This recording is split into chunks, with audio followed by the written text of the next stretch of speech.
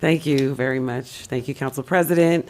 And I appreciate being allowed to do the historical minute this evening. I'll keep it very brief. But I recently moved into the city administrator's office, having been the CFO for the last 6 years.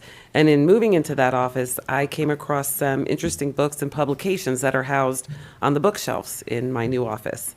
One of those books, entitled 20th Century Summit, written by Edward S. Alcott, was one I picked up and I couldn't put down. Having grown up here in Summit, I really thought I knew so much about this city. However, I did learn that there was so much I didn't know between the covers of that book.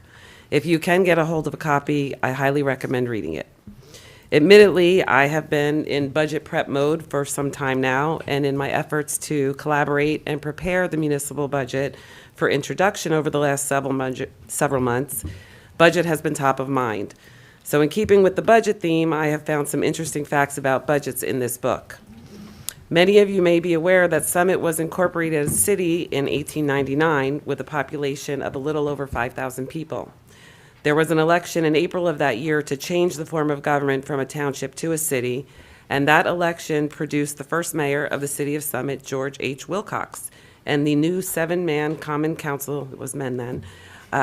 The members of this first council were, for the most part, businessmen and executives working in New York City or in Summit in fields such as sugar and coffee brokerage, diamond dealing, mailing and bookbinding, blacksmith and wagon repair, bakery and confectionery, and lumber and building materials. There was also a New York attorney on the council.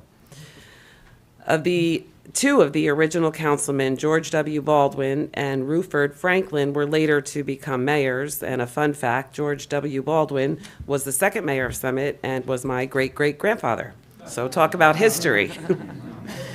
At this meeting on May 16th, 1899, budget appropriations for the ensuing year were approved, and they included $18,500 for roads, water, and lights, $5,000 for general city expenses, $1,000 for the poor, this is how it's listed, $4,000 police, $500 for health, $1,500 for fire, and $1,700 for a source sinking fund, bringing the total budget at $32,200.